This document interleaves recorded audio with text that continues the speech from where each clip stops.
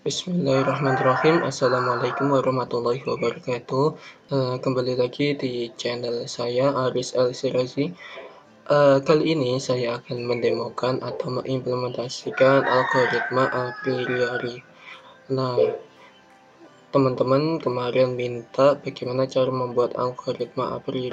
Nah, kali ini saya akan mengimplementasikannya. Nah, oke, langsung saja kita masuk ke dalam algoritmanya atau ke dalam webnya. Nah, ini merupakan tampilan web utamanya. Ini kita bisa login. Kita login. Nah, ini adalah menu webnya. Webnya di sini sangat simpel sekali. Nah, di sini kalian bisa mengatur sendiri kalau menginginkan webnya. Nah, oke, langsung saja kita masuk ke dalam source code-nya. Nah, ini merupakan source code-nya. Nah, ini merupakan source code dari algoritma a priori. Nah, kita bisa melihat satu persatu ini. Di sini saya membuatnya dengan full JavaScript dan HTML. Jadi saya tidak membuat webnya ini dengan PHP. Jadi kita menggunakan full bahasa pemrograman JavaScript. Nah, oke, langsung saja kita lihat satu persatu codingannya. Nah, pertama kita bisa melihat ini merupakan HTML-nya atau kerangkanya atau tampilannya. Nah, kita bisa melihat ini seperti ini merupakan HTML-nya. Kita rule edit model. Nah, ini kita bisa melihat ID name rename support. Nah, saya tidak menjelaskan satu persatu, karena kalau misal saya jelaskan satu persatu nanti waktunya sangat lama sekali. Oke, langsung saja kita mengimplementasikan seperti ini merupakan tampilan webnya. Bisa dilihat ini edit model. Ini merupakan HTML-nya. Kita menggunakan semuanya full HTML di sini. Jadi kita tidak memisahkan HTML 1, 2, 3 dan lainnya. Kita langsung saja membuat semua HTML di sini.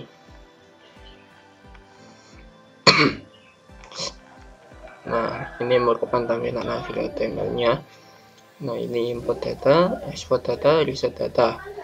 Nah, terus kemudian di sini indeks PHP. Di sini indeks PHP ini digunakan untuk login saja sih sebenarnya, jadi tidak begitu bermasalah. Terus koneksi ini digunakan untuk login. Nah, maksudnya login di mana? Di sini tadi loginnya. Jadi kita tetap menggunakan database, digunakan untuk login saja.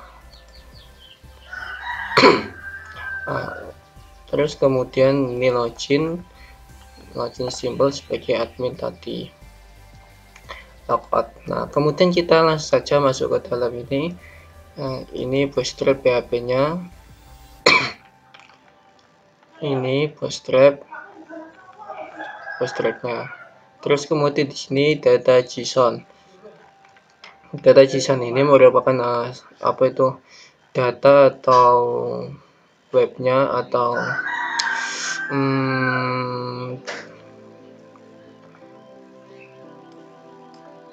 jadi data JSON ini merupakan data semua yang disimpan ini.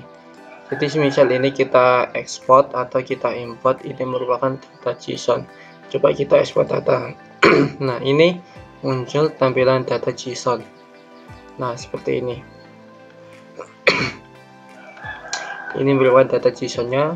Kemudian kalau kita import, kita masukkan data JSON-nya tadi.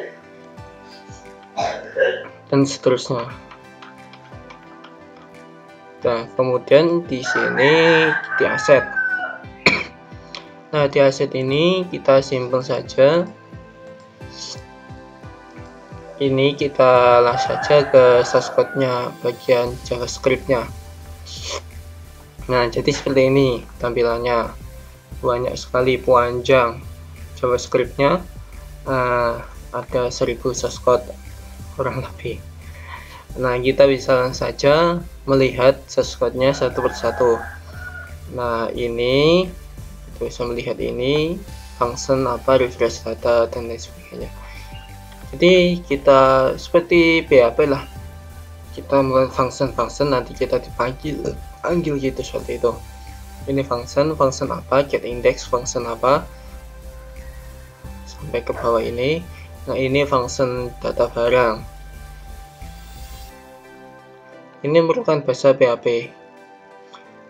Seperti itu. Jadi kalau kesusahan atau kita belum paham bahasa PHP, disarankan terlebih dahulu untuk belajar. Misal kalau kita belum paham bahasa JavaScript, disarankan kita belajar bahasa JavaScript dahulu. Supaya apa? Supaya kita bisa memahami codingannya. Nah, kita bisa melihat satu persatu ini. Nah, ini function save tool local store. Kemudian di sini function data rule. Jadi pengaturan atau rule-nya elemen minimum support. Jadi di sini rule-nya. Nah, ini kita bisa mengatur berapa minimum supportnya. Rule-nya berapa. Di sini kita bisa mengatur refresh data rule. Nah, kemudian di sini kita bisa function edit data rule. Nah, terus selanjutnya ini function data barang. Data barang itu yang ini. Nah, ini data barang semuanya. Data barang-barang yang kita masukkan. Nah, ini data barang. Ini kita bisa menambahkan edit dan tambah data barang. Nah, kemudian ini edit item. Edit item itu yang inilah. Nah, terus kemudian di sini. Nah, ini merupakan menu transaksi, bagian transaksinya. Jadi ini transaksi, di mana transaksi itu di sini. Nah, ini transaksinya. Jadi kita bisa menambahkan add. Nah, ini merupakan transaksinya. Ini diambil dari pilihan barang atau data barang ini. Jadi kita bisa transaksi, tambah transaksi seperti itu. Nah, kita bisa tambah transaksi, save. Nah, ini muncul. Nah, kita bisa mengedit. Ini merupakan menu transaksi atau codingan JavaScript transaksi. Bisa kita pahami ini codingannya. Nah, kemudian di sini kita bisa melihat show transaksi. Tadi kita bisa melihat, kemudian juga bisa mengedit transaksi. Nah, ini merupakan menu edit transaksinya. Nah, terus lanjut seperti ini, panjang sekali ya kalau kita mengedit menu transaksi. Nah, ini view atau pilihan item set 1 sampai 3. Nah, jadi di sini item set 1 sampai 3 atau 2, 3. Oke, item set 1. Nah, ini bagian item set 1. Nah, ini item setnya 1, item set 1 seperti ini. Ini sudah menggunakan rumus ya. Jadi perhitungannya ini kita sudah menggunakan rumus. Bagaimana cara menentukan item set atau seperti ini, kita bisa melihat ini kita sudah menggunakan rumus di item set 1 ini tadi. Kita minimum supportnya 25%. Nah, jadi ini kita bisa otomatis supportnya kalau di bawah 25% tidak masuk di sini. Nah, jadi ini 21% ya, jadi tidak masuk wafer A9 itu kan wafer. Nah, kemudian di sini bisa melihat item set satunya tadi itu. Nah, lanjut saja. Nah, kemudian di sini item set 2. Nah, item set 2-nya sama seperti item set 1. Jadi cuma menambahkan beberapa codingan. Nah, ini fungsinya item set 1, 2-nya seperti ini. Nah, item set 1 jadi sudah menggunakan rumusnya, data rule-nya juga, kemudian let item set 2 dan seterusnya. Oke, selanjutnya di sini kita bisa menentukan item set 2. item set 3, maaf ya, item set 3. Jadi item set 2 selective for HV item set 2. Nah, seperti ini rumusnya, item setnya. Bisa kita lihat item set 3. Nah, seperti ini item set 3. Nah, ini banyak sekali loh. Jadi minimum supportnya ini berapa? 10%. Jadi yang diambil di atas 10%. Nah, ini ada 56 kode transaksinya. Kita bisa minimum supply filter. Nah, di sini menampilkan di atas 10%. Solis, nah di sini A1, A1, A2, A2, A3, A3. Jadi sama. Perhitungannya juga sudah menggunakan rumus di algoritma a priori. Nah, seperti itu bisa dipahami. Kemudian di sini, setelah itu ya, kita bisa menentukan asosiasi item set. Nah, ini ada asosiasi item setnya.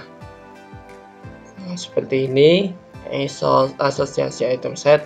Nah, kemudian ini asosiasi item set 2. Nah, bisa kita lihat di sini, ini merupakan asosiasi atau item set 2. Nah, kemudian di sini asosiasi item set 3 panjang seperti ini. Kemudian ini final asosiasi. Jadi di sini asosiasinya asosiasi 2, asosiasi 3, asosiasi final. Jadi di asosiasi final ini gabungan dari semua item set dan asosiasi. Misal ini asosiasi 2. Jadi kita bisa melihat perhitungannya A1, A3. Ini jumlahnya ada 4 per 7 dikali 100 sama dengan 57%.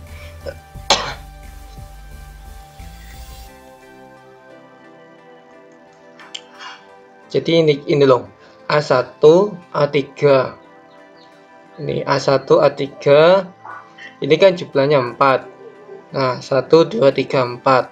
Nah, kemudian di asosiasinya ini kan 4 per 7 kali 100 sama dengan 57%. Seperti itu. Nah, kemudian ini berapa ini? A2, A4. A2, A4 ini juga ada 4. A2, A4, asosiasinya A2, A4, ada 4. Nah, seperti itu.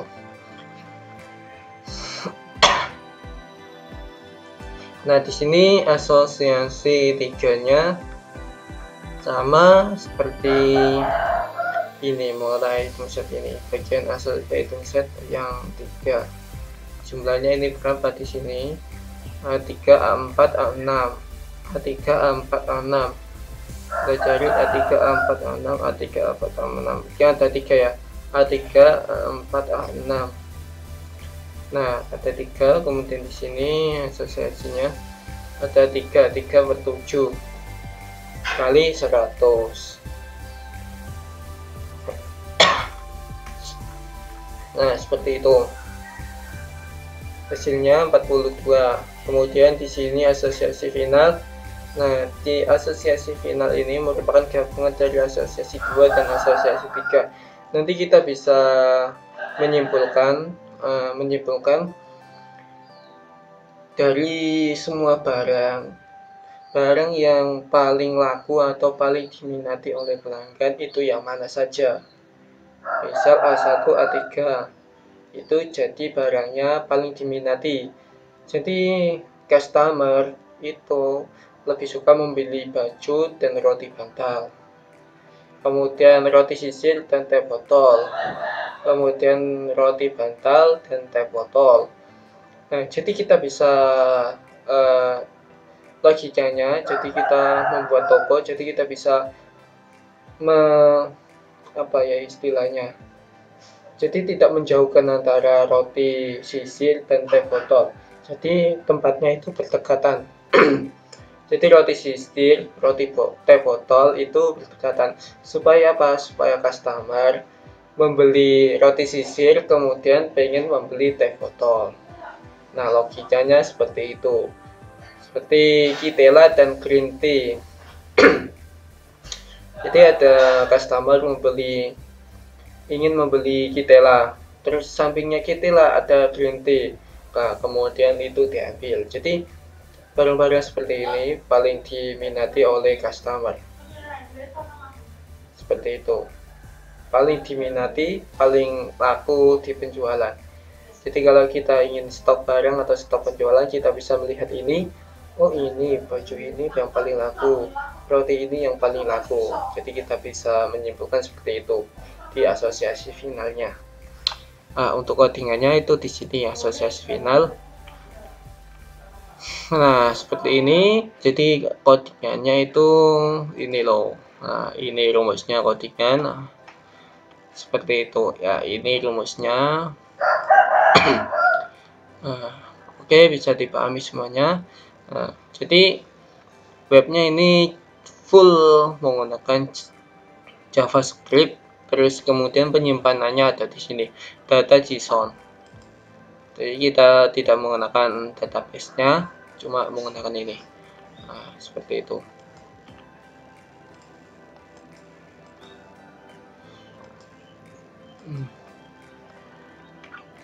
Ini simple CSS-nya.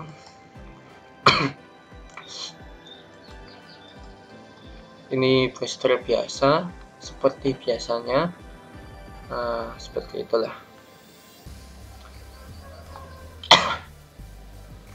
Jadi pada web ini kita menggunakan fokus JavaScript. Oke, sekian dari penjelasan saya, semoga bermanfaat. Jangan lupa like, comment, and subscribe. Tidak lupa juga dan share ke teman-temannya yang ingin membutuhkan algoritma atau membutuhkan web algoritma a priori untuk skripsi. Sekian dari saya akhiri. Wassalamualaikum warahmatullahi wabarakatuh.